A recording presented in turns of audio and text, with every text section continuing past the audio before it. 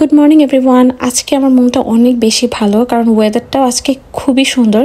So বিকালবেলা বের হবো, সুন্দর সুন্দর ফটো সেশন করবো, আর কি করলাম সবই তোমাদের সাথে শেয়ার করবো। সারাদিনের মিলের মধ্যে আমার ব্রেকফাস্ট হচ্ছে সব থেকে ফেভারিট। তো এখানে আমি ডিম সেদ্ধ করে নিয়েছি, সেই সাথে খেজুর, বাদাম এগুলো তো খেয়েছি। And here is my dead face. আমি জানি না ঘুম থেকে ওঠার পর এরকম ফেস ফুলে কেন থাকে। আর তোমাদেরকেও বলবো please don't skip your breakfast, কারণ এটা কিন্তু সারাদিন একটা ইম্পর্টেন্ট মিল। আর আমার তো খুবই ফেভারিট, কারণ আমি আমার পছন্দের খাবারগুলো মোস্ট অফ দ্য টাইম মর্নিংয়েই শেষ করি। সো আমার আগের দিনে পাস্তা বানানো ছিল, পাস্তার সাথে আমি স্ট্রবেরিটা খাচ্ছিলাম। স্ট্রবেরিটা এত মিষ্টি ছিল। সেই সাথে আমার ক্যামোমাইল টি, এটা কিন্তু আমার নাওয়াডেজ নিউ টি এডিশন, আমার খুব পছন্দ। যাদের স্লিপিং ডিসঅর্ডার কিংবা ইনসমনিয়া আছে তারা ক্যামোমাইল টিটা রাতে খেয়ে দেখতে পারো রেগুলার বেসিসে, তোমাদের ঘুমের অনেক ইম্প্রুভ হবে। যদিও বা আমার রাতে খাওয়া হয় না, কারণ আলহামদুলিল্লাহ আমার ঘুমের কোনো সমস্যা নেই। এখন চলে এসেছি গ্রোসারি করতে, and grocery run is my another favourite work. তোমাদের ভাইয়া যেহেতু রান্নাবান্নাও করে না, তাই তার গ্রোসারিও করতে হয় না। আর আমি যেহেতু রান্না করি, তাই আমার পছন্দেই যা যা লাগে আমি নিয়ে নিই। আর এই তো ব্রেড সেকশনে চলে আসলাম, এখানে সব রকমের ব্রেড আছে। আর আমরা যেটা খাই সেটা হচ্ছে এটা একটা নিয়ে নিলাম, যেহেতু 2-1 দিন পরপরই আমার আসা হয়, তাই খুব একটা বেশি কিছু নিয়ে আর কি ভরে রাখি না। দেন পানি নিয়ে নিলাম। আর এই যে দেখো ফ্রেশ চেরিজ, এত মিষ্টি ছিল, আমি এগুলো অনেকগুলো নিয়ে আসছি। আর স্ট্রবেরি এগেইন আমি নিয়ে আসছি। আর আজকে অনেকগুলো বাজার করেছি। এই যে হচ্ছে আমার সব বাজার, এগুলো নিয়ে আস্তে আস্তে বাসায় যেতে হবে। আর দুপুরে লাঞ্চ করার পর আমি এখন রেডি হতে বসে গেলাম। মোটামুটি সব কাজ শেষ করে রাতে রান্না বান্নাও করে রেখে এখন আমি রেডি হতে বসে গেলাম। কাজ বাইরে যাব, ঘুরবো ফিরবো, আমি এরকম বাসার কাজকর্মের টেনশন রাখতেই পারবো না। আর আমার কাজকর্ম শেষ করে ঘুরতে আরো বেশি ভালো লাগে।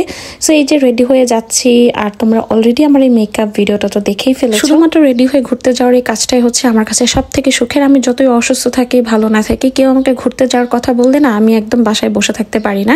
আর আজকে তো নিজেই প্ল্যান করেছি যে বাইরে যাব। সারা বছরের মধ্যে সামারটা হচ্ছে পারফেক্ট টাইম বাইরে ঘুরে বেড়ানোর জন্য, ছবি তোলার জন্য, কারণ অন্যান্য সময়গুলোতে তো শীতে বাসা থেকে বেরই হওয়া যায় না। আর আজকে আমার ভিডিওতে তোমরা দেখবা নতুন একজন মানুষকে, তিনি রিসেন্ট পর্তুগালে এসেছে। আর ভাবি আজকে সুন্দর সুন্দর সব ছবি ভিডিও করে দিবে আমাকে।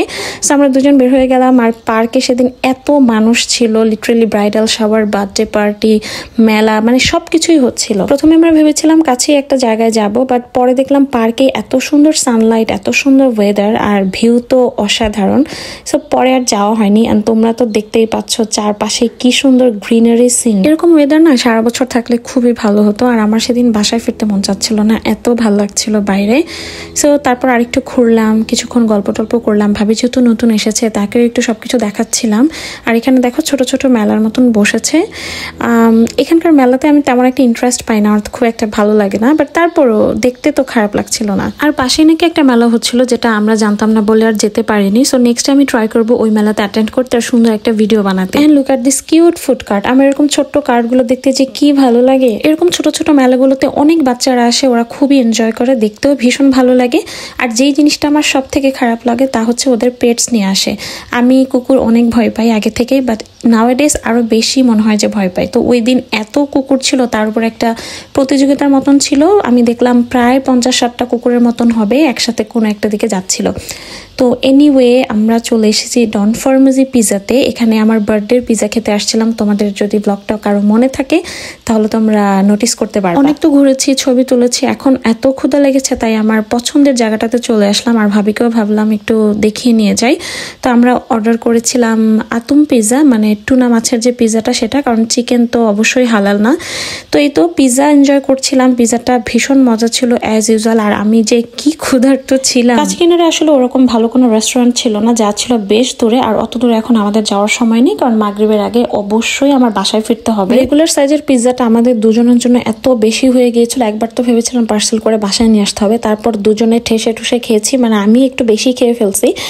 এরপর একটা মজার ঘটনা ঘটলো, আমরা কোনো ডেজার্ট অর্ডার করিনি, শুধু ড্রিঙ্কস ছাড়া, বাট কমপ্লিমেন্টারি ডেজার্ট চলে আসলো। একজন ভাইয়া ভেতর থেকে দিয়েছেন, আমি তো উঠেই চলে আসতেছি, মানে ওই মুহূর্তে আসলে ডেজার্টটা হচ্ছে দিয়েছেন। এটা আমার বরাবরই খুব ফেভারিট একটা ডেজার্ট। আমার বার্থডেতেও আমি এটা খেয়েছিলাম, খুবই খুবই মজা।